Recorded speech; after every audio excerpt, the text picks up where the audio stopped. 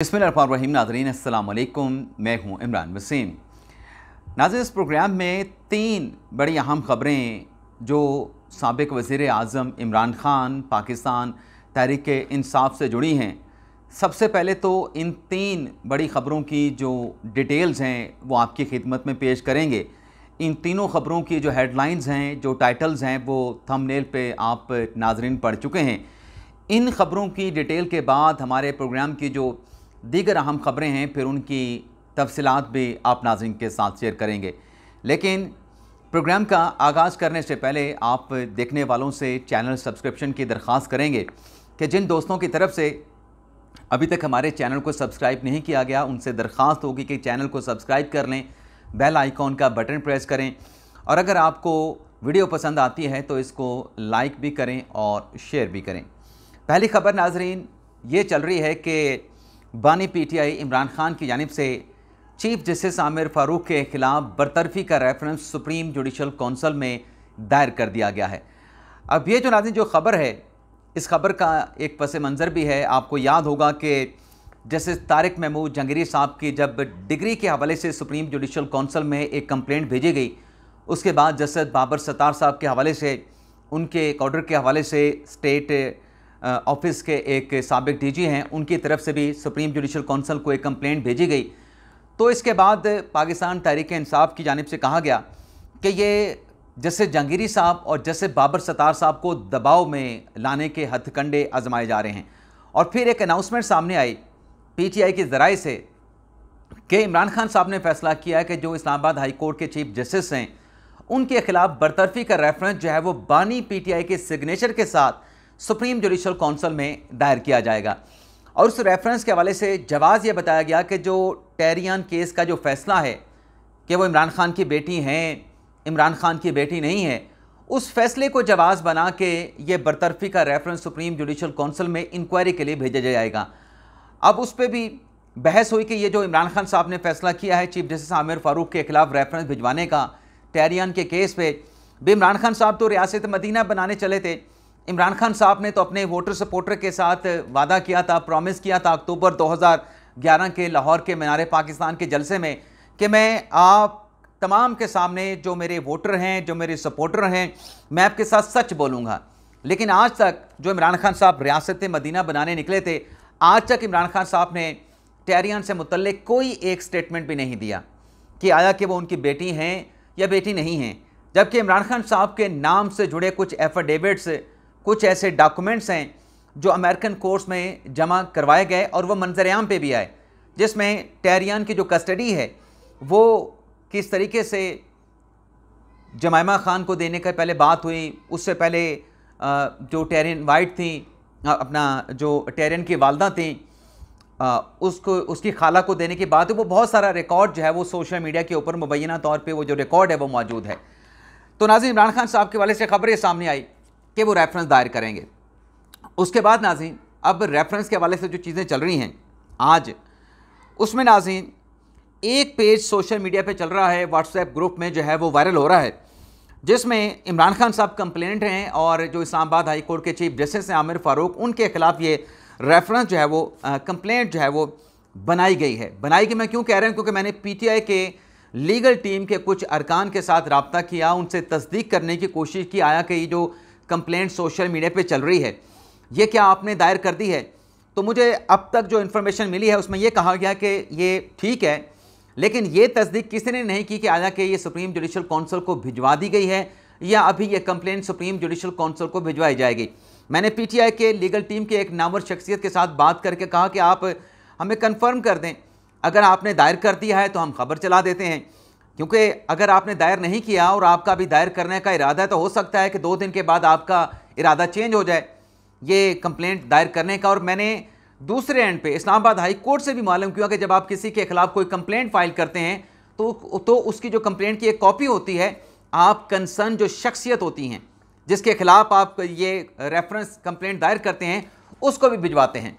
तो मैंने Islamabad high court से भी पता किया, कोई कॉपी तहरीक इंसाफ की जानिब से सुप्रीम जुडिशल कौंसिल में आमिर फ़ारूक के खिलाफ रेफरेंस दायर करने की कोई कॉपी नहीं भिजवाई गई। अलबत्ता पीटीआई के लोग, लीगल टीम के लोग कन्फर्म करते हैं कि ऐसा रेफरेंस है हमारे जो है वो पाइपलाइन में है, लेकिन इस बात की तस्दीक नहीं की जा रही कि आया कि ये जो कंप्लेंट है ये फ़ाइल कर दी गई है या ये फ़ाइल की जाएगी, और अभी मुनासिब वक्त का जो है वो इंतज़ार किया जा रहा है। तो एक नाज़रीन ये डेवलपमेंट हुई है, और इस एक पेज में नाज़रीन जो कंप्लेंट के हवाले से सामने आया उसमें लिखा क्या गया है इमरान खान की जानिब से आमिर फ़ारूक साहब के ख़िलाफ़ कि इमरान खान के जो मुकदमात हैं उसमें चीफ जस्टिस आमिर फ़ारूक ज़ाती पर्सनल दिलचस्पी लेते हैं। और ये नाज़रीन आप टेंडेंसी देखें, एक तरफ चीफ जस्टिस कादी फायसा को कहते हैं कि आप हमारे मुकदमात ना सुने, और दूसरी जानिब जो है इसी नोयत के इल्ज़ामात चीफ जस्टिस आमिर फ़ारूक साहब पे लगाए जा रहे हैं। हालांकि आमिर फ़ारूक साहब से जो रिलीफ पाकिस्तान तहरीक इंसाफ को मिल रहा है वो दोनों हाथों से पाकिस्तान तहरीक इंसाफ समेट रही है। ना सिर्फ इमरान खान समेट रहे हैं बल्कि PTI के रहनुमा भी समेट रहे हैं। आपके सामने कुछ मिसालें रख देता हूँ, और अभी भी कुछ घंटे पहले आमिर फ़ारूक साहब ने तहरीक इंसाफ की दरख्वास्त के ऊपर बड़ी अहम समाअत की है। जो इस्लामाबाद पुलिस है उसकी खासी सरजनिश की है, बर्मी का इजहार किया है पुलिस की इक़दामात पर। तो इसमें नाज़रीन एक तो देखें कि साइफर का केस है, उसमें आमिर फ़ारूक साहब ने मियाँ गुलशन औरंगज़ेब साहब ने इमरान खान साहब को, शाह महमूद कुरैशी साहब को इक्विट कर दिया, इनकी अपीलें एक्सेप्ट कर ली। और फिर नैब के दोनों केसेस, चाहे 190 मिलियन पाउंड का केस है चाहे तोशा खाना का केस है, दोनों केसेस में आमिर फ़ारूक साहब ने इमरान खान साहब की ज़मानतें ली। इसके अलावा ढेर सारे आपको केसेस मिलेंगे जिसमें तहरीक इंसाफ को रिलीफ दिया गया, इमरान खान को रिलीफ दिया गया। लेकिन अब ये आमिर फ़ारूक साहब के ख़िलाफ़ क्या बात कर रहे हैं कि इमरान खान साहब के मुकदमात में आमिर फ़ारूक साहब को खासी दिलचस्पी है, और वो गैर ज़रूरी तौर पर इमरान खान साहब के मुकदमात में ताख़ीर करते हैं और हमारे ख़िलाफ़ अपने अख्तियारात का नाजायज़ इस्तेमाल करते हैं, यानी abusive use of his power, इसका जो है वो लिखा गया है। और फिर आगे ये भी कहा गया है कि आमिर फ़ारूक साहब के ख़िलाफ़ जो है वो इंक्वायरी करके जो है वो उनके ख़िलाफ़ बरतरफ़ी के रिकमेंडेशन जो हैं वो सदर पाकिस्तान को भिजवाए जाएँ। अभी जैसा कि मैंने आपको बताया कि इस रेफरेंस के दायर होने के हवाले से, शिकायत के दायर होने के हवाले से पाकिस्तान तहरीक इंसाफ का कोई भी जो शख्स है वो इस बात की तस्दीक नहीं कर रहा है। इसके साथ साथ नाज़रीन जो मैंने आपको कहा कि दोनों हाथों से रिलीफ भी समेट रहे हैं और आमिर फ़ारूक साहब पे इल्ज़ाम भी लगा रहे हैं। वजह क्या है? वजह ये है कि ये केसेस नहीं सुने और बाकी जजेस को ये केसेस भिजवा दिए जाएं। तो क्या ये फोरम शॉपिंग नहीं है पाकिस्तान तहरीक इंसाफ की? क्या ये पाकिस्तान तहरीक इंसाफ का अदलिया के ऊपर इंसाफ की फराहमी का जो प्रोसेस है, जो कोर्स है, उसमें रुकावट नहीं है? ये प्रेशर में लाने की कोशिश नहीं है चीफ जस्टिस कादी फायसा को भी और चीफ जस्टिस आमिर फ़ारूक को भी? क्या इसके ऊपर भी कोई ख़त लिखेगा, कोई जज ख़त लिखेगा, कोई जज जो है वो कंटेम्प्ट का नोटिस लेगा कि ये आप क्या कर रहे हैं? आज नाज़रीन जो एक और पिटिशन तहरीक इंसाफ की यानी इस्लामाबाद हाई कोर्ट में दायर की गई कि देखें जी हमारे तो लोगों को तहरीक इंसाफ के सेक्रेटरी पे रेड करके अगवा कर लिया गया, मार धाड़ वहाँ पे की गई, लोट मार वहाँ पे की गई। तो आमिर फ़ारूक साहब ने इस केस की समाअत की है और PTI के हक़ में उन्होंने कहा कि मैंने फ़ैसला देना है। कैसे उन्होंने कहा, हक़ में कैसे फ़ैसला देना है, रिमार्क्स क्या आते हैं आमिर फ़ारूक साहब के, सारी डिटेल मैं आपके सामने रखने जा रहा हूँ। इस केस में नाज़रीन ये दरख्वास्त दायर की थी मैमूना कमाल नामी खातून ने और वकील थे सैयद अली बुखारी साहब। एडिशनल अटॉर्नी जनरल पेश हुए, मुनव्वर दुगल साहब, DG ऑपरेशन पेश हुए, डायरेक्टर साबिक कराम पेश हुए और additional attorney general Munawar Duggal साहब ने कहा कि FIA ने मुकदमा दर्ज कर लिया है। जो नामजद लोग हैं उनके अलावा बाकी तमाम लोगों को ज़ाती मचलकों के एवज़ जो है वो छोड़ दिया गया है। इसके बाद मुनव्वर दुगल साहब की जानिब से जो कल रेड किया गया, रेड में जो लोगों को अरेस्ट किया गया, उठाया गया, गिरफ्तार किया गया, हिरासत में लिया गया, वो तमाम डिटेल जो है वो अदालत के सामने रखी गई। चीफ जस्टिस आमिर फ़ारूक साहब ने कहा कि दरख्वास्त ये है कि लोगों को अगवा कर लिया गया, यानी हैबियस कॉर्पस की दरख्वास्त है कि लोगों को हब्स बजा में रखा गया है अगवा करके। PTI के वकील अली बुखारी साहब ने कहा कि 10 ख़वातीन को उठा लिया गया, 2 ख़वातीन पर मुकदमे का कहा जा रहा है कि मुकदमा चलाएंगे, लेकिन अभी तक 2 हमारी ख़वातीन नहीं मालूम कहाँ पे हैं, लापता हैं। चीफ जस्टिस आमिर फ़ारूक साहब ने कहा कि आपने लोगों को उठा के 10 घंटे के बाद छोड़ दिया, किस कानून के तहत? जब आपके पास सबूत नहीं थे आपने उन लोगों को उठाया, आपने गिरफ्तार किया, अपनी कस्टडी में रखा। क्या सेक्रेटेरिएट के तमाम लोगों को गिरफ्तार करना लाजमी था? क्या दफ्तर में मौजूद होना जुर्म था उन लोगों का जिन्हें आपने बगैर सबूत के गिरफ्तार कर लिया?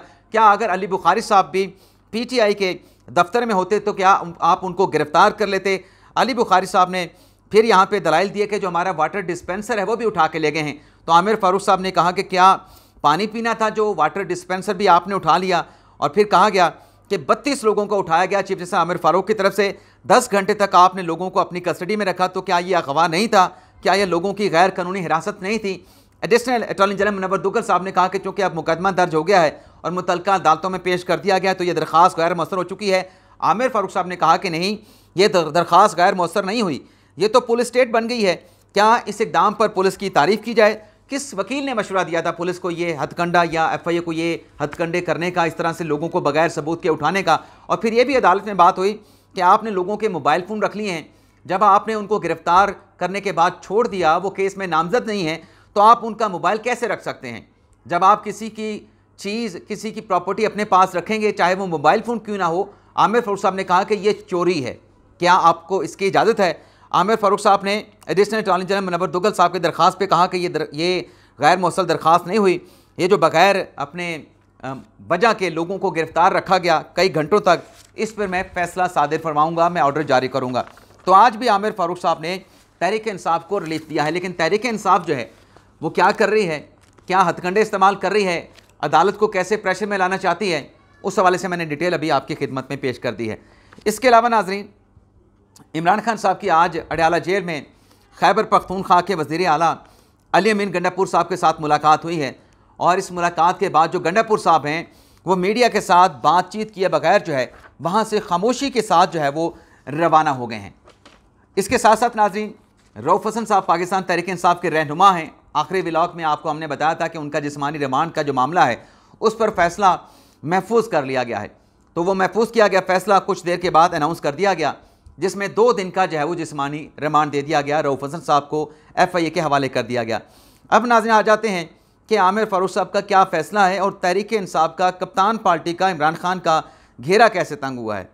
एक तो नाज़रीन ये ऑर्डर है आमिर फारूक अपना, जैसे बाबर सताब साहब का मैं आपको पढ़ देता हूँ। इसमें नाज़रीन दरख्वास्त गुजार हैं सलमान मुनीर साहब, और इन्होंने नाज़रीन अदालत के सामने मुद्दा ये रखा कि, मैं पढ़ देता हूँ अंग्रेज़ी। The London counsel for the petitioner stated that the court has held in Mohammad Ayaz bin Tariq case that the special जज is devoid of authority to hear the bail petition in relation to the offence of under the Prevention of Electronic Crime Act 2016. He stated that this court has held that relevant judicial magistrate section 30 and यानी इसमें वो जो Spica act के तहत खसूसी अदालतें बननी थी उसके हवाले से जो है वो वकील दलाइल दे रहे थे, और दलाइल सुनने के बाद दलाइल में वकील ने कहा कि he stated that no such court have nominated by the federal court, thus for the petitioner has no remedy then to file a petition before this court। यानी कोई ज़मानत की दरख्वास्त थी और दरख्वास्त गुजार का कहना था कि पीका एक्ट के तहत जो अदालतें बनी थी अभी तक वफाकी हुकूमत की जानिब से वो अदालतें का जो क़याम है वो अमल में नहीं लाया गया। तो आमिर फारूक साहब ने 13 जून को ये ऑर्डर जारी किया, जिसमें वफाकी हुकूमत को नोटिस जारी करते हुए ये पूछा गया, let's a notice also be issue to the secretary ministry of law and justice who will satisfy the court as to why the जजेस vested with the authority to hear the PECA cases. यानी ऐसे जजेस जिनको authority दी गई हो कि वो पीका के केसेस सुन सकें, have not been appointed by the federal government. वफाकी हुकूमत ने उन जजेस की तैनाती क्यों नहीं की जो पीका केसेस का जो है सुनने का अख्तियार रखते हों, उन्हें ये अख्तियारात तफवीज़ किए गए हों। Let's the additional attorney general deputed at Islamabad high court also seek instruction and assist the court. तो कहा गया कि एडिशनल अटॉर्नी जनरल जो हैं वो इस केस के ऊपर आइंदा समात पे अदालत को जो है वो असिस्ट करें।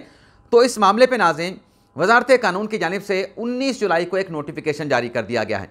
वो नोटिफिकेशन नाज़रीन ये कहता है कि इन persons of the section of the prevention of electronic crime act 2016 the federal government in consultation with the chief justice of the Islamabad high court is please to designate the courts of additional district and session जजेस and civil जजेस come magistrate of civil district and session division east and west Islamabad for the trial of the offence under the said act in their respective jurisdiction। अब नाज़रीन ये सारा मामला है क्या? मामला नाज़रीन ये है जो मैंने घेरा तंग लिखा, ये जो सोशल मीडिया के ऊपर रियासती इदारों और हुकूमती आइनी शख्सियात के ख़िलाफ़ या आइनी अहदेदारान के ख़िलाफ़ जो प्रोपोगंडा होता है, जो नफ़रत फैलाई जाती है, उस हवाले से जो है वो हुकूमत ने आइनी हाथों से निपटने का फ़ैसला किया है। ज़राए के मुताबिक ये जो कोर्ट्स का क़याम अमल में लाया गया है बाबर सत्तार साहब के इस ऑर्डर पे जो कि 13 जून 2024 को जारी किया गया, इसकी रोशनी में वफाकी काबीना ने इस्लामाबाद में पीका एक्ट के तहत ट्रायल कोर्ट्स की मंजूरी दे दी है।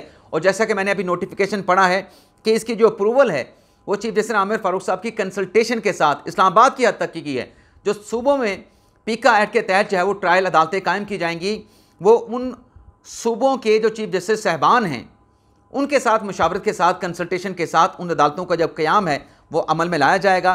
वफाकी काबीना ने वजारत कानून की समरी पर मंजूरी दी है। एडिशनल डिस्ट्रिक्ट एंड सेशन जजेस, सिविल जजेस ईस्ट एंड वेस्ट को ट्रायल का अख्तियार दे दिया गया है। इस्लामाबाद हाई कोर्ट के 13 जून के फैसले की रोशनी में मंजूर किया गया है। अब नाज़रीन, ये जो सेक्रेटरी इत्तलात हैं पाकिस्तान तहरीक-ए-इंसाफ के रऊफ़ हसन साहब, जिन्हें आज अदालत में पेश किया गया, इस बात का इम्कान है कि उनसे मुतल्लिक भी जो इल्ज़ामात सामने आए हैं, जो FIR सामने आई है कि एक कैंपेन की जाती है रियासत के ख़िलाफ़, रियासत के इदारों के ख़िलाफ़ और अहम आइनी अहदेदारों के ख़िलाफ़, तो अब इम्कान है कि रऊफ़ हसन साहब का 2 दिन का जिस्मानी रिमांड दे दिया गया है। रऊफ़ हसन के साथ मज़ीद भी कुछ लोग हैं जिन्हें FIR में नॉमिनेट किया गया है। मोहम्मद वकास जंजुआ भी हैं। तो इनका जो ट्रायल है वो पीका एक्ट के तहत जो कायम की गई अदालतें हैं, जैसे बाबर सताफ साहब की रोशनी में, उसके तहत जो है वो एक खसूसी अदालतों में खसूसी अख्तियारात के तहत जो है जजेस पीका एक्ट के तहत जो है इन मुल्ज़मान का, जो कि prevention of electronic crime act के 2016 के तहत बनाई गई हैं, इसके तहत जो है वो इस सारे मामले का जो है वो ट्रायल किया जाएगा। तो एक नाज़रीन ये डेवलपमेंट हुई है। इसके अलावा नाज़रीन, तहरीक-ए-इंसाफ जो चली थी